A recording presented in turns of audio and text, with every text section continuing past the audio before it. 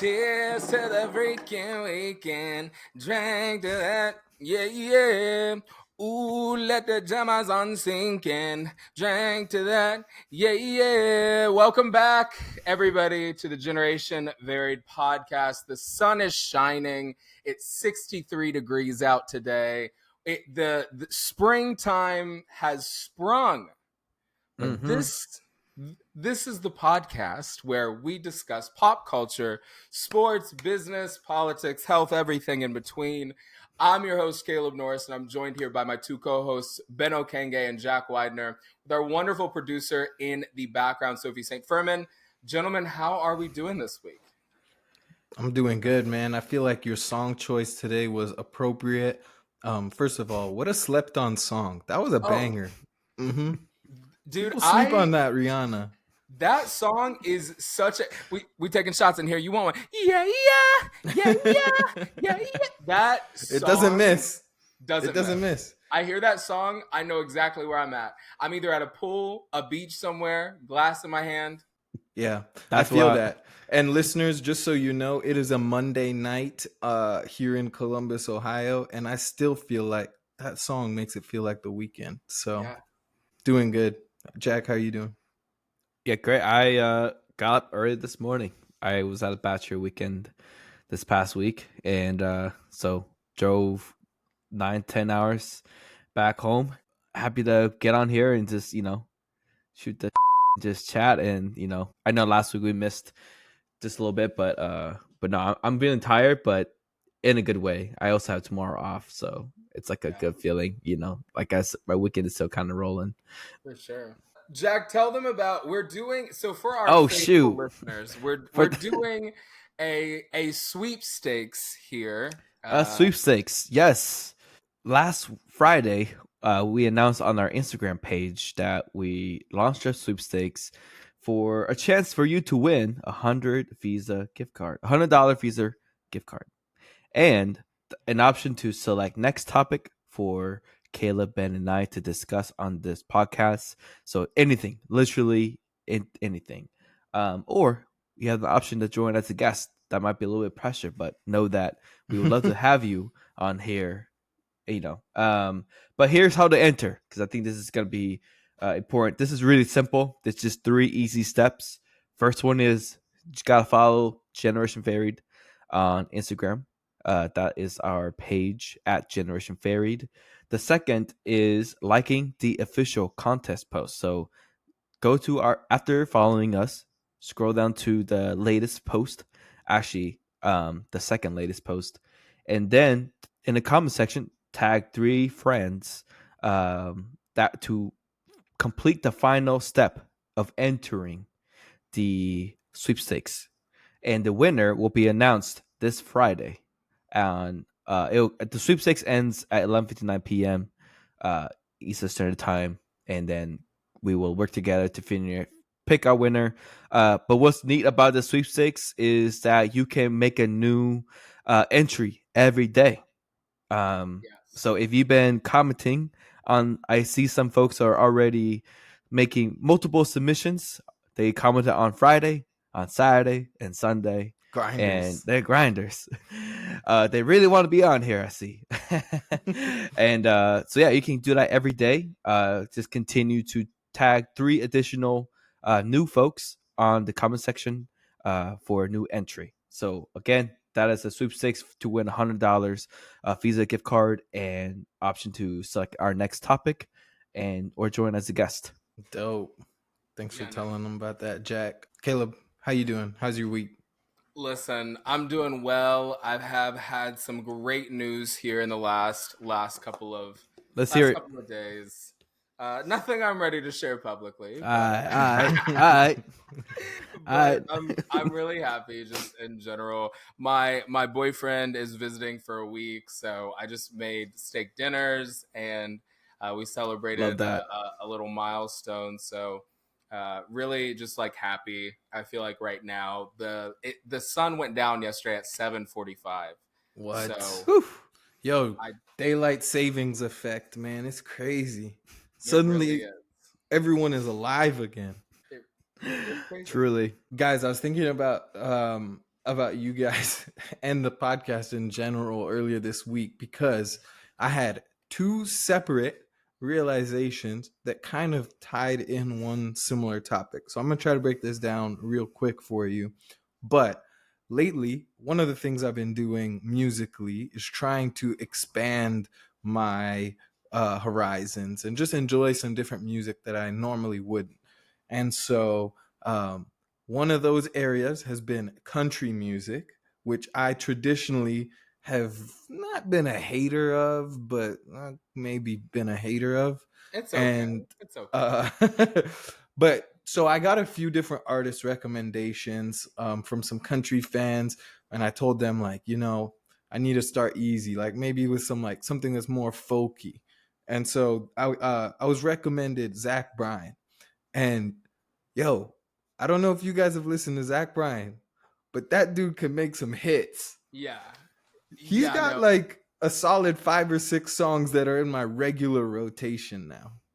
Yeah, I had an employee that like put me on a couple of years ago, and I've been like a pretty faithful listener of him specifically. He's an excellent songwriter. Yeah. Mm-hmm.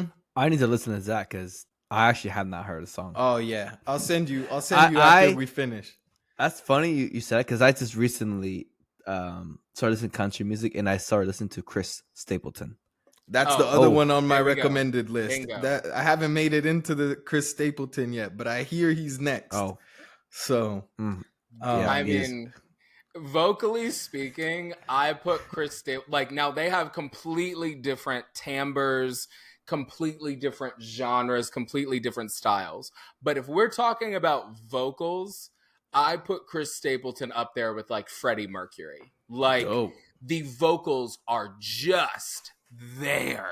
I mean, the man is nasty with a microphone. Just a phenomenal vocalist. Yeah, Ben, I think you would like Chris for sure. I gotta check him out.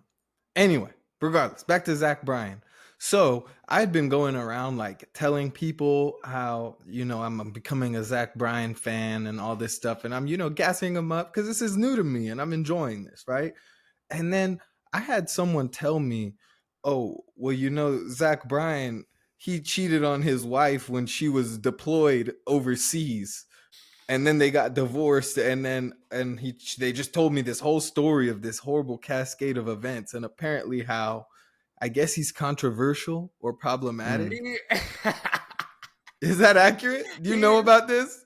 I know a little bit, only because so if you don't know, listeners, Dave Portnoy is like, I don't think he's like a good person, but I think he's like a genius as it relates to media. He's the CEO and founder of Barstool Sports, so he owns everything with inside the franchise. And Dave Portnoy had a journalist or like a podcast host, and I think her name was like Brianna Fried Chicken or something like that. Like, this was her podcast name, was Brianna Fried Chicken. And they were like dating, and she was like, he like psychologically abused me. And then I listened to the podcast, and I'm not here to say if he did or didn't, but some of the examples that she was using as psychological abuse were like, he like wanted me to go to like a restaurant with him and his mom on Easter, and when I didn't, he said that it like really ticked him off.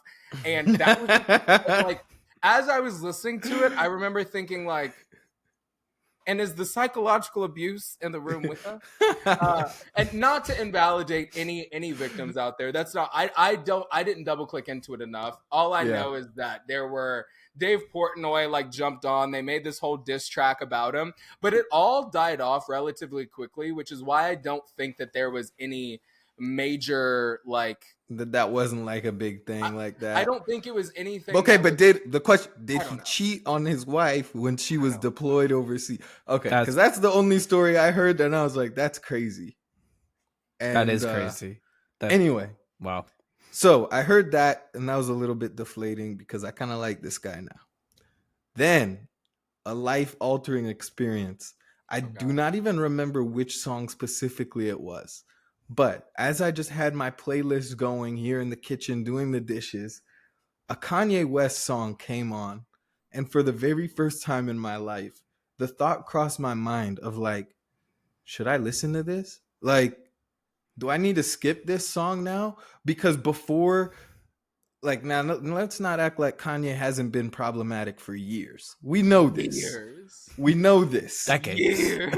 But Decades. and I'm not ignoring that. But for myself personally, every time I've heard a Kanye song, even since he's been problematic, my thought has never been like thinking about Kanye as problematic. It's just been thinking about the music, listening to it, and then maybe somewhere in there I'm like, ooh, but he's kind of going off the rails, huh?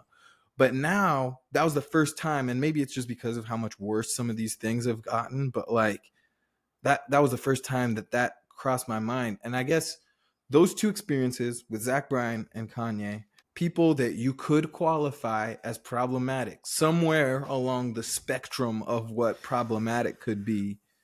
Where is it? Was there a line somewhere of like, who are the problematic people that we can still continue to rock with, and who are the ones that we can't? Because like Zach Bryan, I'm gonna say he's in the safe zone. Yeah. But Kanye is like, for many people, he's already way over that. Yeah. And, you know, for someone like me who's been a fan for a long time, he's teetering. And so, you know, this is a big question. And it's not just about artists, just celebrities in general.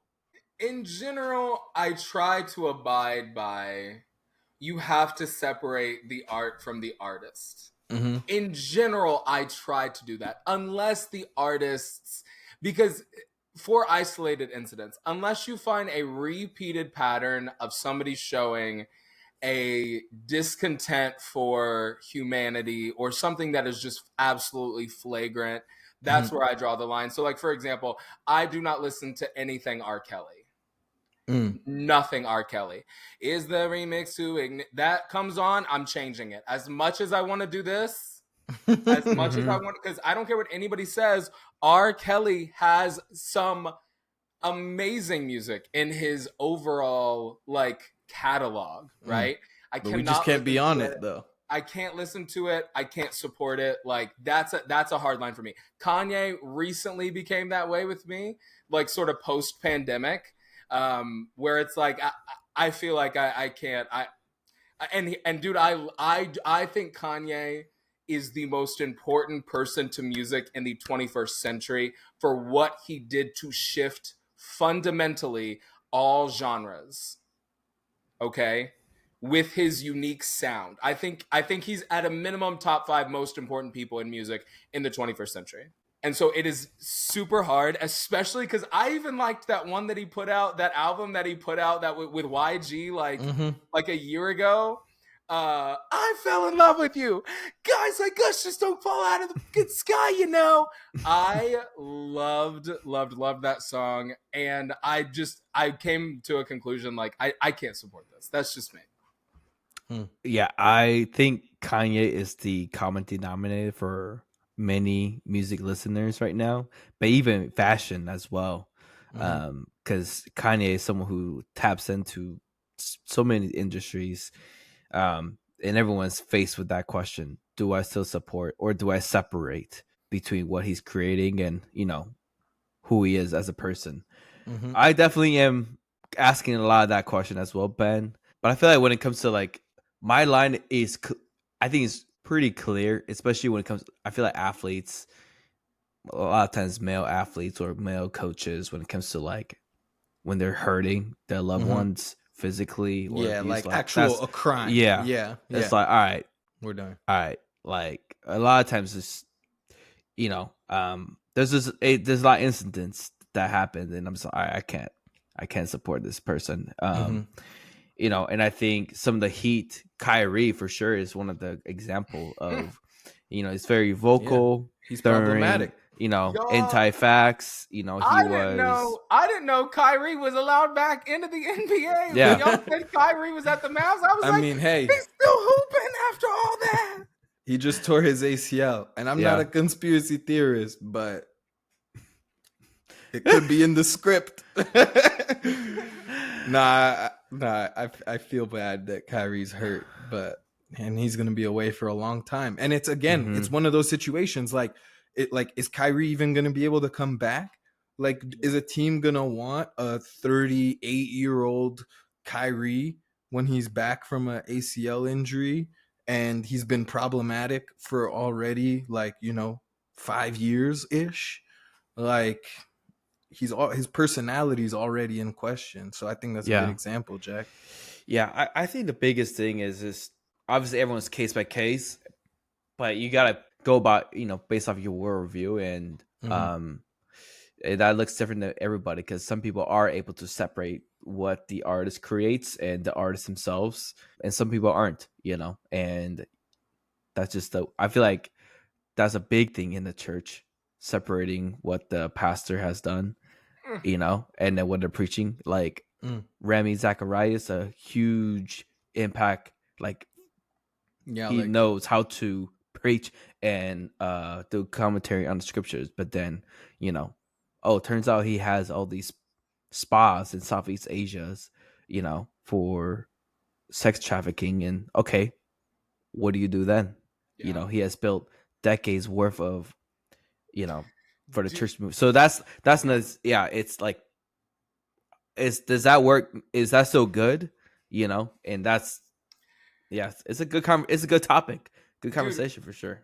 Ravi Zacharias was one of the thing that started me deconstructing, actually, because I was so into apologetics, and I was so, like, my family loved Ravi Zacharias that Yeah. genuinely it shook my faith, like, when it all came out, because Yeah, I was because it like, happened after in news release after he passed away. after he was yeah, already dead. Yeah.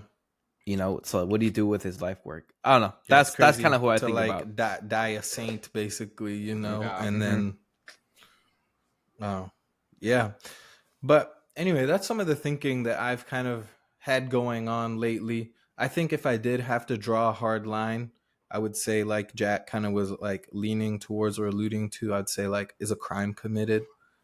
Like we look at someone like R. Kelly or like Bill Cosby, like yeah, actual crime being committed. Barney. To me, that's like, crossing it.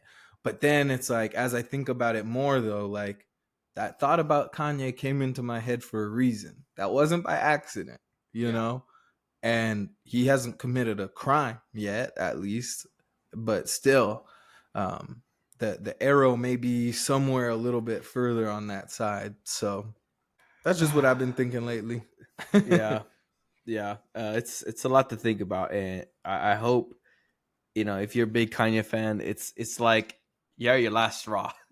Mm-hmm. Everybody is at the last straw. It's like, all right, you Clean can't it defend. up, Yeezy. You're making my life hard. Well, speaking of celebrities, something I always like to pay attention, especially within the sports marketing world, is, who is partnering with who. Like, especially when it comes to brands like Nike, Adidas, New Balance, some of the, just very well known brands that we know and we love. A lot of times that love is created but through who they work with. Obviously Kobe Bryant and Nike, the Messi with Adidas. List goes on. And something that caught my eye last few weeks is Lululemon. So obviously we all know it's apparel, lifestyle company. They've been into investing a lot in women's lifestyle, like athleisure, yoga. But they made a move that was really, to me, a strong commitment to entering the men's sports and investing in male athletes, and also just globalizing their brand. They made a partnership with Lewis Hamilton, who is a Formula One driver. He's a global sensation. He is used to be the Mercedes driver for the long time, and that's honestly where all of his accolades and success and global presence came from. And he recently switched teams to Team Ferrari. And I'm not somebody who watches Formula One, but I also know this was a big move within this sport itself, because it's not like it's like NBA, but it's the sport is really dependent on one person, Mm-hmm. the driver. So to make a move this big is really unheard of, and Lululemon has partnered with Lewis Hamilton. Have you both heard about this, or Yeah, like I mean, just yep? I know who Lewis Hamilton is. I don't like follow F1 closely, but every now and then, like I'm familiar with some of the top drivers, but I had no idea about this LuLu partnership. And Yep. honestly, I don't know how I feel about it. It seems like such a unique path. Like Yeah. I don't know, like, are they targeting? My question with the move is like, who are they, like, who's the market they're trying to open up to? Is it men? Is it Yes. race car drivers? Like, who It's the specifically within men? That's such a broad category. But anyway, I like it, but it's interesting. I think it's the perfect partnership for them Mm, because you have to think who is Lululemon's demographic, and that classy is white people. upper middle class white people, right? Who is watching Formula One? Mm, Upper good middle point. class Yep. white people, right? It's the bougie. Formula One is the bougie version of NASCAR. It's where people with money and wealth are typically, when they are interested in like sports racing, that kind of stuff. That's typically where they're going. So it doesn't. I think on the surface, it's like it sounds surprising, but it's like, who does that No, it's sport a good appeal point. to? Yep. Who does that brand appeal to? Like there's literally I was seeing TikToks on the Lululemon test on TikTok where it was like, somebody, if you're ever looking for like good hotels or like good neighborhoods to like stay in Oh when you're traveling, wow. just look for You wherever find the a Lululemons are, because they will only put a Lululemon in an affluent area. wow. That's hilarious, but so Yeah. accurate. What a strategy. Yeah. That's a good strat. Yes, to what you both said, it is a Ben. They are entering that male sport, but is interesting. They chose to work with somebody who's a Formula One driver. So Caleb, boy, you definitely hit the nail on the head. Formula One is a sport that's not accessible to everybody. Mm-hmm. Same thing as golf, skiing, even tennis. There's that, while it's not, the sport doesn't demand it, but it has that elitism to it. That's just part of the culture. And that is a space that, Lululemon's entering. But from the press release, when I read about this partnership, a few things that stood out to me. Lululemon has been working with a few athletes recently, and honestly, they're PGA golfers, ATP tennis pro players, Yeah. and NFL wide receiver DK Metcalf, and a few one NBA player and then one NHL player. So they have a pretty small portfolio of athletes. That's when it comes to the male athletes, and they're slowly expanding that. Jack, I Go ahead. the thing that's been most interesting to me is like growing up, Lululemon was such historically recognizable as a strong, I would say like women's like sports apparel brand. Like Right. I didn't even know that they had like male clothing literally until like the last couple of years when it was all over Mm-hmm. my TikTok about guys buying these pants. And then I started getting a little bit into it. I purchased my first stuff from Lululemon, I think like 2 years ago. I purchased a sweatsuit. And I think like their items are good, and I think they're good quality. I think it's ridiculously expensive for Mm-hmm. what it is. That's just me. Hey, but you get the lifetime warranty on everything. I didn't If know you that. No. That's part of why it's so expensive, but people don't know that. If you will have like a Lulu shirt or something and you get a hole in it, just take it back and they replace it straight up. They also will tailor your stuff for free. Yeah. Mm-hmm. Oh, There's see, a I'm gonna lot have of to like get on you that. gotta like there's a lot of like added little things that they don't like advertise or publicize that Yeah. much, but that is See, like some added perks that the white moms, they know about it. It's see, just I'm gonna it's have to not for get on us. this. It's not for us. What? I'm not a place to say this, but one of my favorite Instagram reels is like, white people, when are you gonna tell us about this? Yeah, exactly. When you gonna tell us?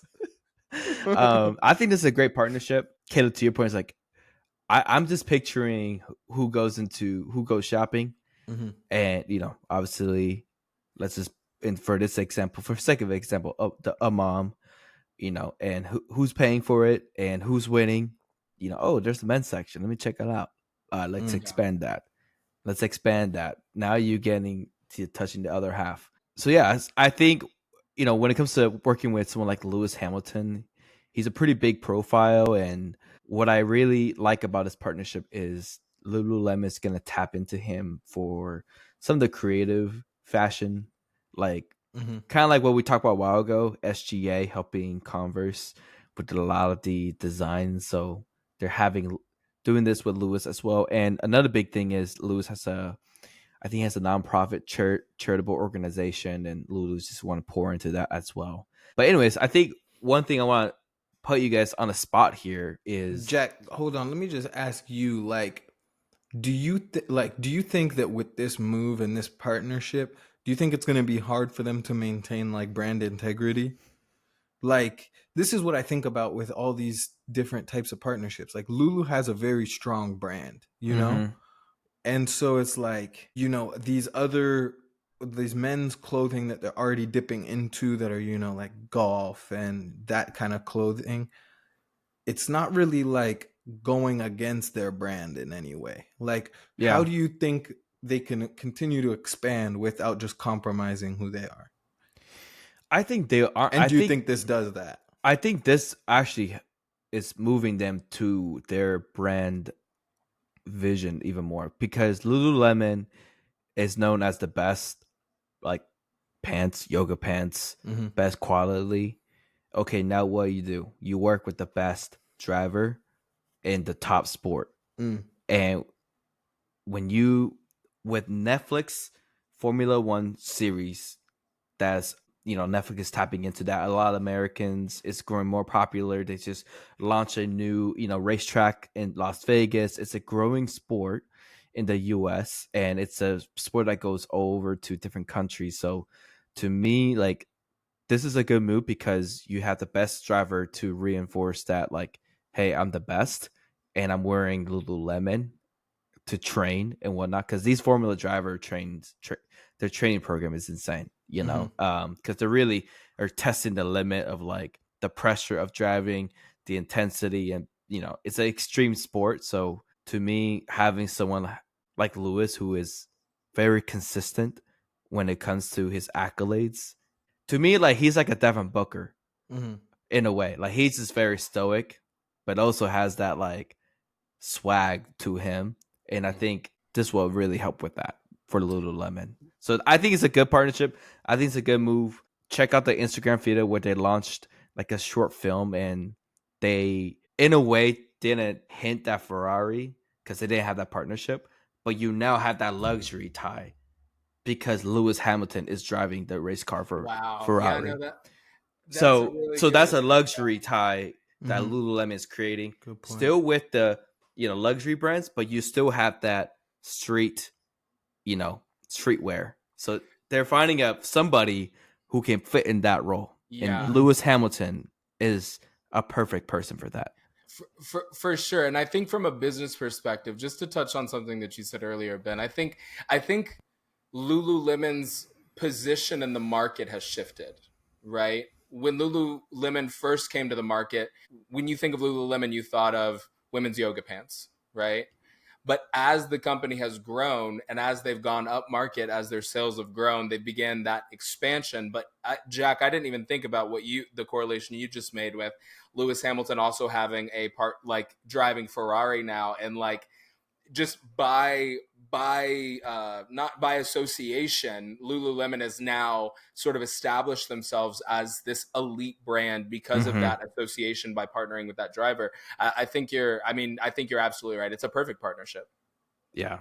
Well, one last thing is, if you're Lululemon and you want to create more global exposure to your brand and you're trying to enter into the male sport, what's something you would do next? That's and tough. to make it a little like, would you try to look into more athletes such as Lewis Hamilton, or would you maybe even look into strike a deal with a sports property like Formula One or a basketball team or I think I would want to be involved in some kind of not even necessarily a sport, maybe like a game that is involved with like intellect in some kind of way. So maybe like like, oh, a great example would be like a poker star, someone like a professional poker player, or someone who plays chess. That could be dope, because then they could just rock your clothing when they're sitting there. It's casual but comfortable, still looks good, and it's still like you can have some of that brand integrity with that still. My first thoughts went to figure skating. Ooh, good one. That was my first thoughts, because I think you're still in that demographic of people who enjoy figure skating are typically going to be more affluent people. And then, like you said, Ben, I mean, when you're not out there in your costume, you're going to be typically bundled up in like a jacket and some kind of like sweatsuit or something like that. And so my first thoughts went to like figure skating or hockey or something like that. The logo even like just fits for figure skating somehow. Yeah. No, it's great. What I think they should look into is continue to pursue tennis. There's a lot of great, competitive brands there already. Okay, great.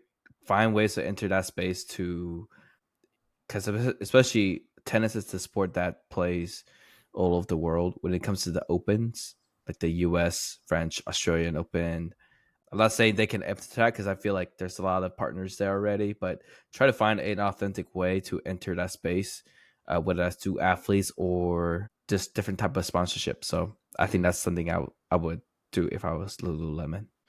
Well, enough about Lululemon here. Let's get back to something a little more exciting. No, I'm kidding. I'm teasing.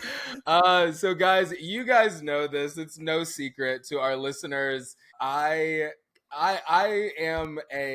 not one of those people. You know how people are like, oh, like I'm different. I'm not like that. Okay. I am somebody who can appreciate something that's pop culture. And so I watch RuPaul's Drag Race religiously. And honestly, this is currently like one of the highest rated seasons of all time. When you say that, Caleb, do you feel like do people watch this as like a guilty pleasure kind of show? Like, and they just like don't talk about it, but they're low key a fan.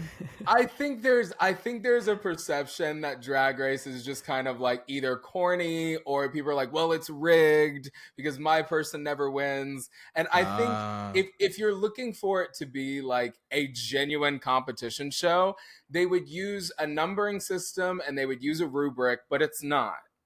It's reality it's just fully TV. subjective. Okay. It's reality TV, and RuPaul decides who goes on and who doesn't. Oh, so they stir the pot and stuff sometimes. For sure Okay. they do. And so like it's dramatic, and but also it's like you have to understand like a lot of this is like sales, and I think that's one of the reasons why I like it, because you genuinely have to understand your brand. You have to understand what you bring as a performer, and you have to consistently capitalize on that every single challenge while not giving in to the pressure. You have competitors that are trying to throw you off. In this past episode, there was a competitor, and we'll talk about her here in just a second. There was a competitor, they were doing a roast challenge, who stole a girl's jokes, went right before her just to throw her off so that she would like mess up, even though she knew it was going to send her home. Wow. Like, it is cutthroat, this is crazy, competitive, dramatic, but it's all. But I love RuPaul's Drag Race. I'm not the biggest reality show person, but this stuff I can appreciate. I need to watch it, Jack? I need to watch more. I feel like I just need to watch more reality shows. That's just the honest truth, because at these, I do watch people stream. I watch show here and there, but like, I need to just get on the reality shows just because it is just the drama. The tea is just amazing. Every time I hear people talk about it. So like I guess Jack said he hasn't watched it. I've personally never watched it either. For someone who's never watched this before, obviously it's popular for some reason. You're saying it's like a contest reality show. Yes. But like, how does it work? What is it actually about? Like, are there challenges? Like, how are they going competing? Absolutely. So RuPaul, who is considered like the queen of mainstream drag, just because, I mean, she's had a #1 hit back in the 90s, first drag queen to ever debut on the Billboard Hot 100. Like she has covered every major magazine, and she's really the person that took, because at the time when RuPaul was coming up, drag was still very much underground. It was not super mainstream. It was viewed as like a grotesque art form.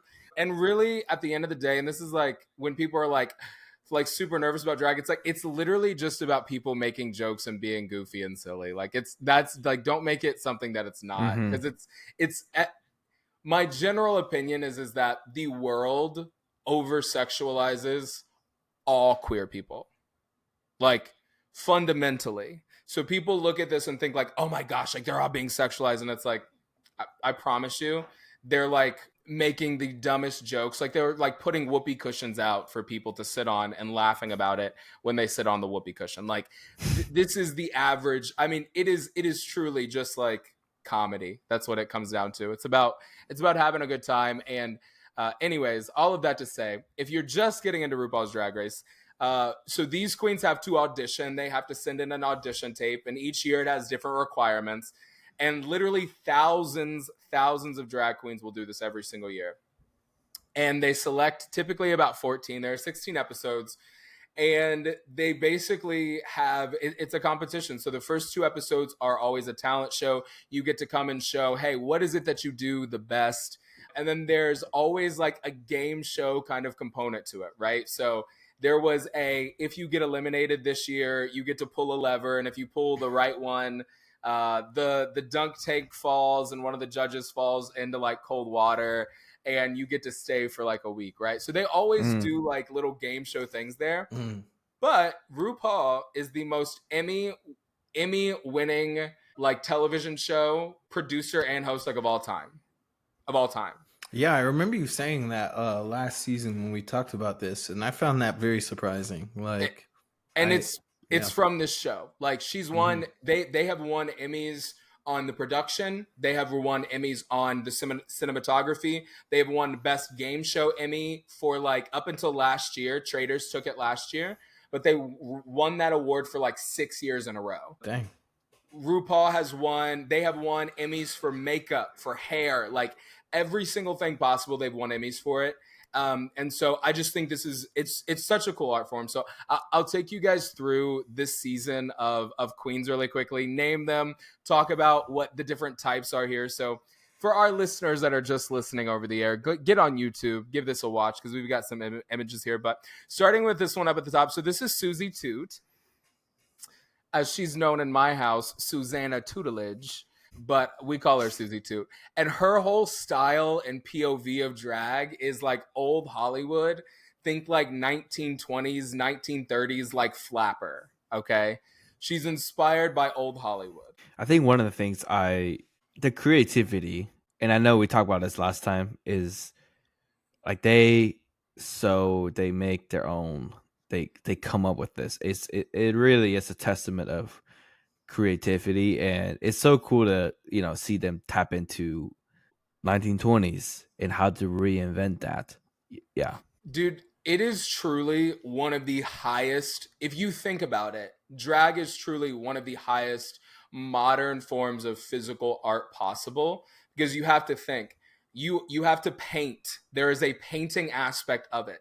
Your face is a literal unsmooth canvas that, depending on the day, depending on your tan, depending on if you shaved or not, depending on all of these things, the canvas has to be adjusted, right? Then you throw in the fact that there is a shaping. Sounds like bodybuilding, for real. Dude, there's a shaping. Yeah. It's all about the silhouette. It is all. No, I mean, even those other elements you're talking about too. It's the same thing when you have to present yourself and all that. Bodybuilding. There's for sure, because there's a lot of overlap. There's a lot of pageantry that goes with it. Yes, and so exactly, which is exactly what bodybuilding is just pageantry. Exactly, and so what I love about it is that people don't understand. It's like most of these people, like these are not like small men, right? RuPaul is 6'4". RuPaul is 6'4". Okay, So wearing heels and do. they don't make clothing this big for like, I mean they do, but they don't make couture or like this type of fashion in that size. So most of these things are created by custom designers and or these people sewed this stuff themselves.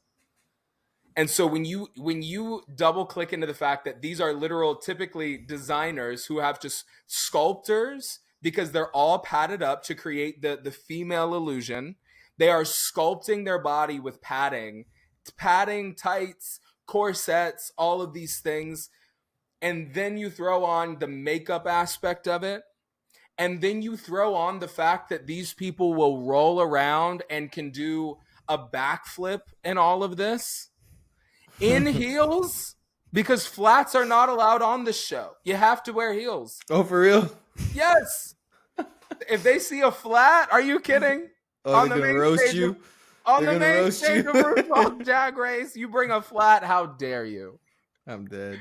So there's just so many components to it. I don't think people understand how challenging it is. Like one of the things that I dislike about, I think, the broader Drag Race fandom is that after every single episode, everybody gets online and like writes these think pieces.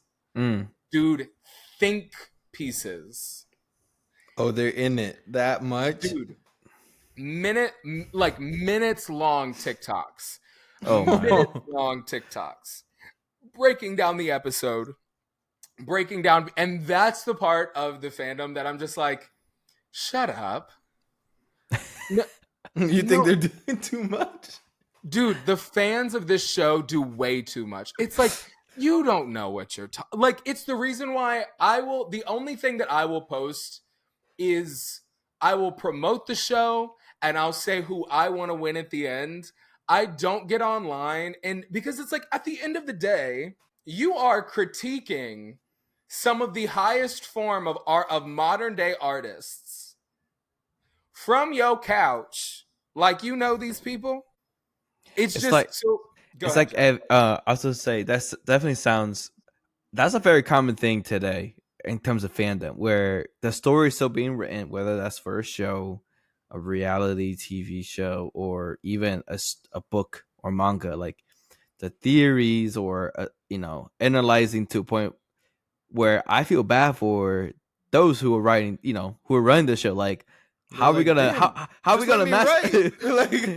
like yeah, like enjoy the process versus but at the same time they love the engagement. So I feel like that's such a tough, I think there's a good part of that, like there's a horrible example, like when Sonic released their live action movie with the first version of the Sonic Hedgehog, people were like, no, so they revamp, but I think when it comes to like reality TV shows, like you gotta let them cook. Yeah, it's like, hold your questions till the end. I just think I don't know. I'm just like, this is an insanely difficult art form. It's also insanely expensive. The average girl this year spent a little more than $15,000 on their package. Dang. Oh my gosh. This is not an inexpensive thing to do.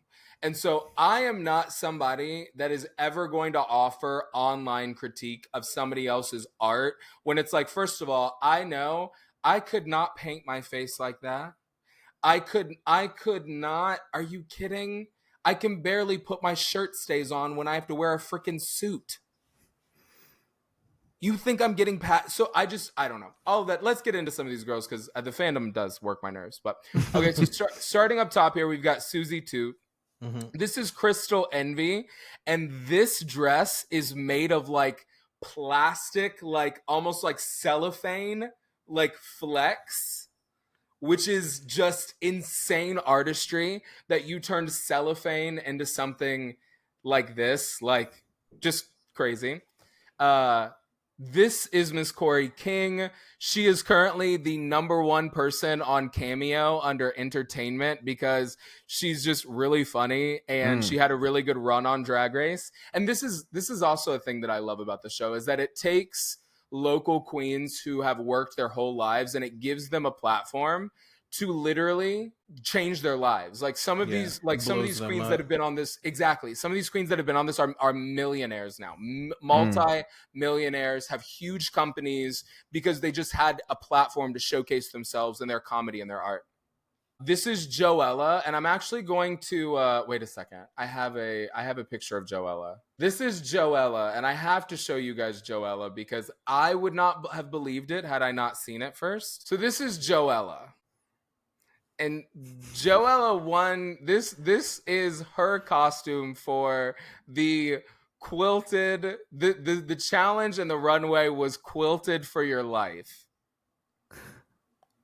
And she just made it a whole quilt.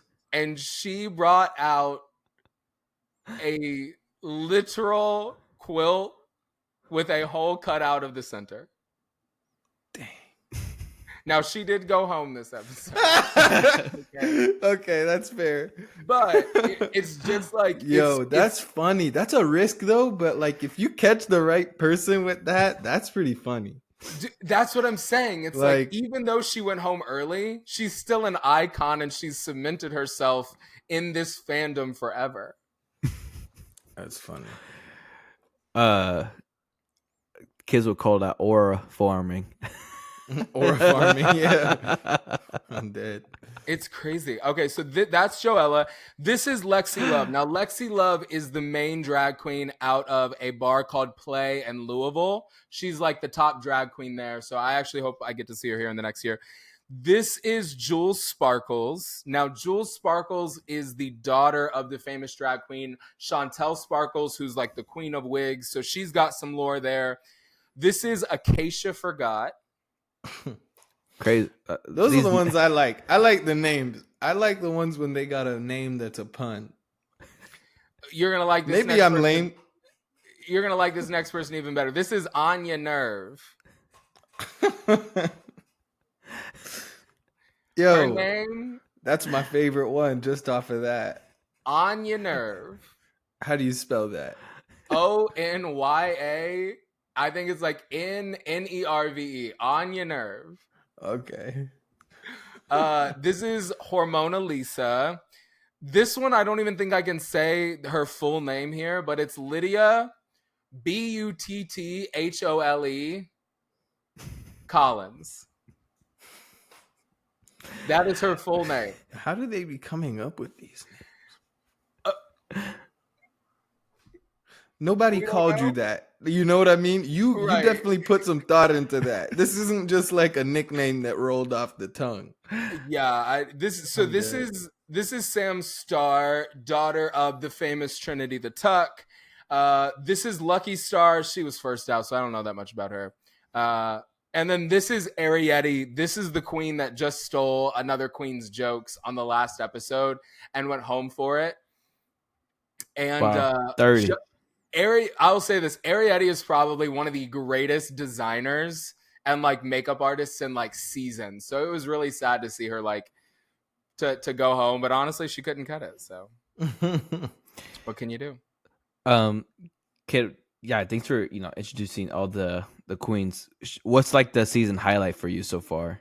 And what number season is this? This is 17. This is 17. Okay. Yeah, this is season 17. Highlight is probably the Rusical episode. So they write their own musical every season. Only they call it the Rusical. And it's just really funny. And this, so this queen right here, Sam Starr, she won the Rusical, and she won doing an impersonation of like Cher. So wait, hold on. Do they each write their own musical, or they're all in a musical together? What is that? So the show, for one of the challenges, the show writes a musical, like the show producers will write a musical. Okay. And this year's was Wizard of Oz themed, and it combined the original Wizard of Oz lore, Wicked, and The Wiz. Okay. Cool. So Sam Starr was the Wicked Witch of the West. but she was doing it as Cher. And so it was just really, really funny. It was, I mean, the musical is on iTunes. Go listen to it.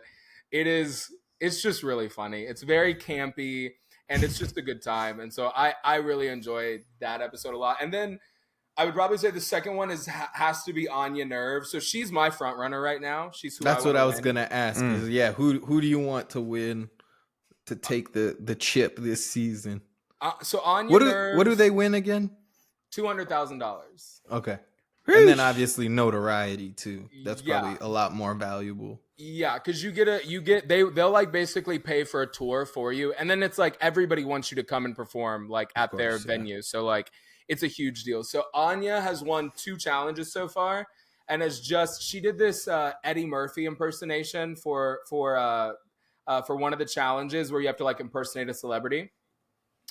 She crushed that impersonation. Like so funny. So I'm a big Anya Nerve fan right now. My last question for you, Caleb. So far, I know last year you introduced Nymphia Wind, who won the show.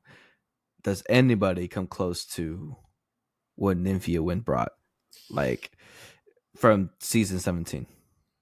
So Nymphia Wind's like overall package is probably, and when we're talking about package, we're talking about her, like what she physically brought with her, like her costumes, her like physical like drag. Nymphia Wind's package is probably second to one other queen in history, and that's Plastique Tiara. It was truly like every single time she stepped on the runway, we were like who designed that? How did you create that? Like it was truly breathtaking. I would say the front runners right now are Anya Nerve, Sam Starr, Lexi Love, and Susie 2. Those are the 4 front runners. I think Anya Nerve is going to take it just because nobody can touch her in comedy. She's so funny. She makes Rue laugh every single time. She won a design challenge and she can't even sew. She's just really understands the concepts of like padding and styling yourself and that kind of stuff. So Anya Nerve is my front runner right now. Amazing. Yeah. Definitely keep us posted. And honestly, I'll probably tune in to see, who wins in the end. Yeah, man. I want to see that musical now. That's for sure. It's good. It's like, I was minding my own business doing wicked witchy things when my world turned upside down. Oh! And it's just, Ben's not laughing at all because he has no concept. I need to see it because I don't know because I also don't know anything. No, I know Cher, but I don't know anything about the Wizard of Oz. So that's why I'm not going to be in it. You haven't seen Wizard of Oz? No, I don't know anything about any of that.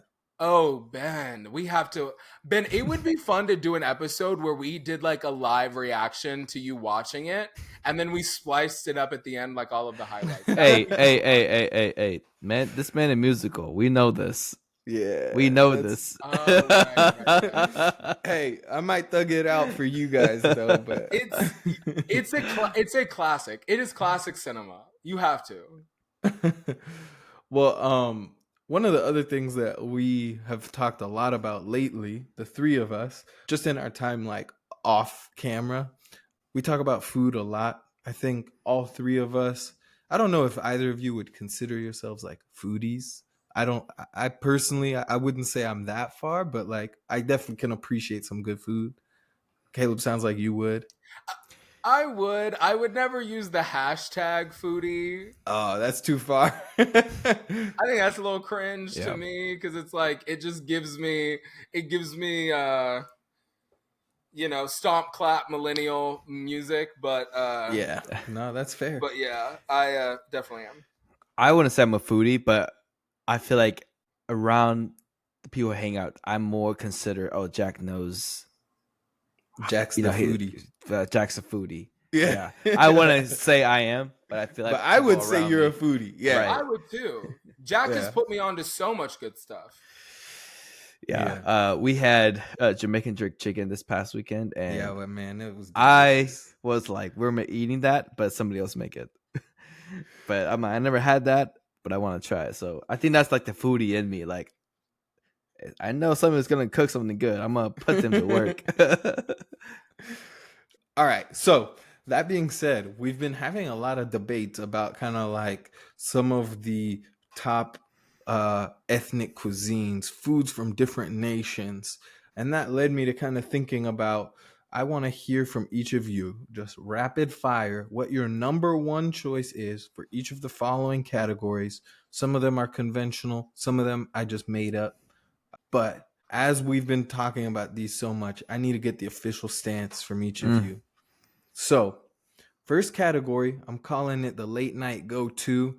This is the spot that, or this is the food that you can eat, maybe after a long night out partying, or you don't feel like spending a lot of money. You're just like, I need something that's just gonna hit right now.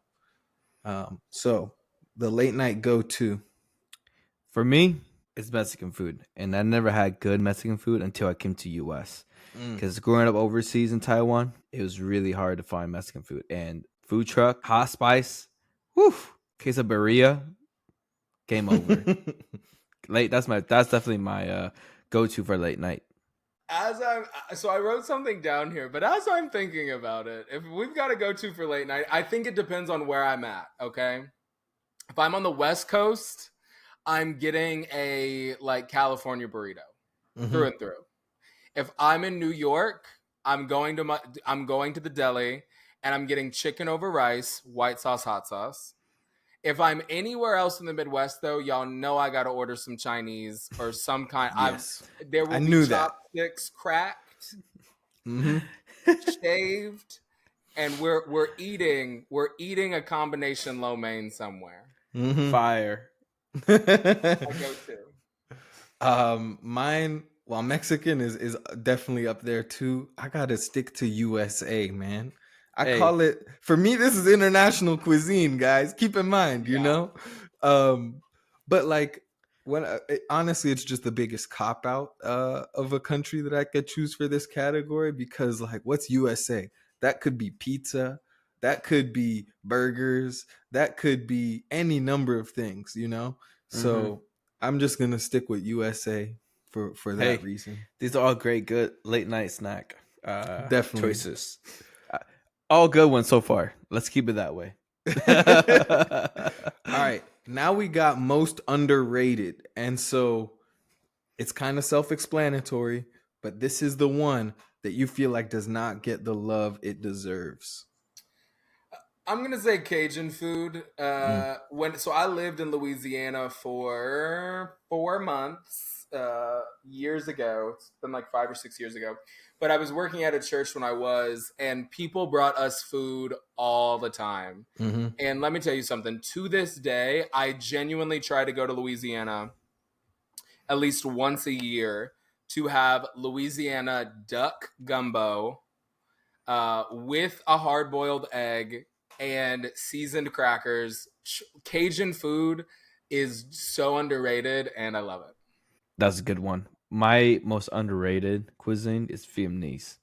They deserve more love for the pho broth, for their fried chicken, for all their side dishes, for how cheap the bowl of noodles, bowl of pho is compared to other international cuisine, and how much prep time it takes. So underrated and underpriced. I think they could bump it up a little bit if that were them.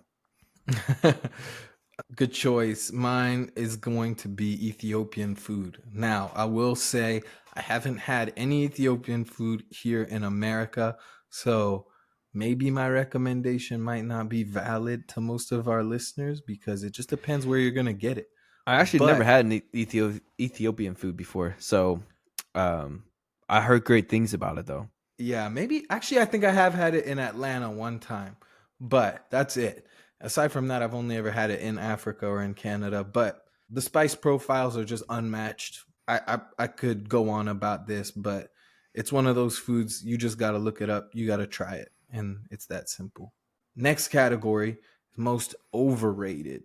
So just the opposite. The one that's getting all the love that you feel like does not deserve it. Oh, it's I think there's a correlation between my last answer and this one. It's Italian, and I think I love Italian. Don't get me wrong. When it comes to date nights, when it comes to, Italian's like ranked top for most people, and understandably so. However, For most white people, okay, I'm just gonna say, let's call it what it is. He Jack. leaned in a little extra for that. Let's call it what it is. You brought out here some tomato sauce on top of these noodles with no seasoning. I feel like they say there's simplicity. If that's the case, I don't know. I think when it comes to Asian food, I think that's why I compare it to other cuisine. I just don't think they can sit that top of the table. So to me, Italian food I love, but I think it's overrated. Yeah, I think I'm gonna disagree with you guys. I'm gonna say Mexican food. I like that you stood on that though.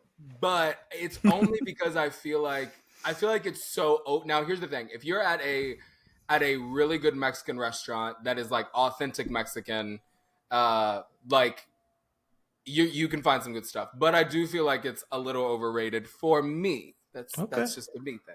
That's fair. That's fair. It's good. Yeah. I don't like your answer, but I like that you stood on that, and I like that is for you. Okay. I'm gonna stand on it. Yes, sir. Mine, same as Jack. Italian food. I don't get the hype. I think like who doesn't love pasta, all these different baked varieties and all that kind of stuff. It's great. But like to have it at the top of your food, I feel like Italian should be the perfect middle. It's just like pretty much everyone can agree they're gonna like some Italian food, but to have it in the top like 2, crazy. Mm-hmm. At the last, this is 2 organizations ago that I worked at. We were on a business trip and we went, and I was with just like a coworker of mine. We went and we had Italian, and they were, oh, this is authentic. We were in San Francisco. They're like, oh, this is authentic Italian. Like this Italian family moved here during World War II. They've made this pasta fresh. Don't you know I had that? I said, they ain't got no salt and pepper back there. I said, where is the seasoning? They said, well, this is spaghetti and a traditional tomato sauce. I said, well, bring me some salt and pepper if this is traditional. Where was the seasoning? It was a little too simple for me. A little too simple for John D. Okay, this next category is one that I completely made up, but I feel like with this conversation around overrated, underrated, people like just throwing those words around. But to have something be overrated, to have something be underrated, you need to have a category in the middle. The thing that is fairly rated, the most fairly rated, okay? And so what this can be neither a negative thing or a positive thing. It is what it is. So we might have drastically different answers on this. It could be a food that everyone agrees is trash, but it's rated fair. Or it could be somewhere in between. Let's hear it. Most fairly rated. I'm going to say British food. I love being on TikTok and hearing somebody drag the British for their cuisine. It just brings me a lot of joy every time. And then you always get some chef on TikTok talking about, well, you just haven't seen British food prepared the right way. And they will proceed to prepare something that looks inedible. Brown. Inedible. Brown. Beige. Shades of beige.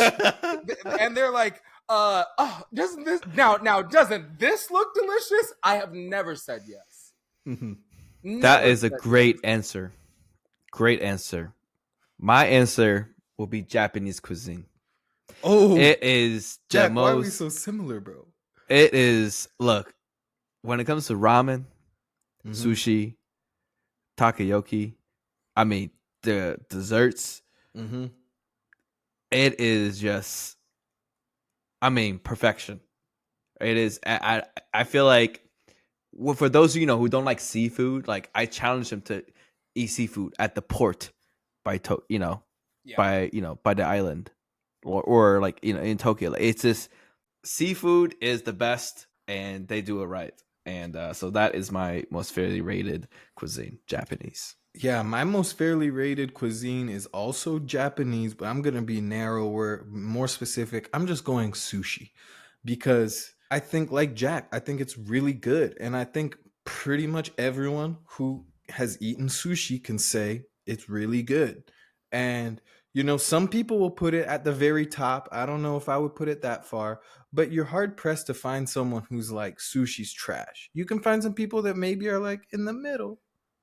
What do No, they just Caleb? need Are to find you on the sushi's trash? they just need to find the No, right role. They need I to find the right love role. sushi. I Huh? love sushi. Whenever Okay. I hear somebody talking I was about, getting concerned. You were looking like you were saying that the sushi was trash. I was no, like, I've never heard that. anytime I hear somebody around me talking about I don't like sushi, I just think to myself, get this childish palate away from me. Yes, I think that's what it is. And that's why I put it at the fairly rated, because it's like if you have the palate of a child, maybe, but any respectable adult is gonna say, yeah, it's good. I'm not telling you have to make it your favorite food, but sushi fairly rated. It's Thank you. good. It is what it Yeah. is. Okay, last one that I'm gonna go with is the number one next one on your to try list. So this is just a food that you've not had before, but you've been meaning to try. And it's that next one on your list. I'm probably gonna say either Polynesian food or like food from the Philippines, Mm-hmm. Filipino food, because I did a deep dive on Hawaii over the winter and like its history, and now I'm like I just want to try some of their like original like cuisine that's like original to the island. Mm-hmm. Because I feel like I've tried a lot of other stuff. I've had a lot of South American food. I feel like I've had just about most things in Asia. When I was in New York, I went to an Ethiopian restaurant. I went to a Nigerian restaurant in New York. I feel like I've had a lot of different types, but I feel like I've never had any Filipino or like any of those Pacific Islanders like cuisine. Anything in Yeah, that Pacific that Island. Yeah. Pacific Island region. My next to try, and I have a lot of cuisine, but I haven't touched this one yet because I love seafood.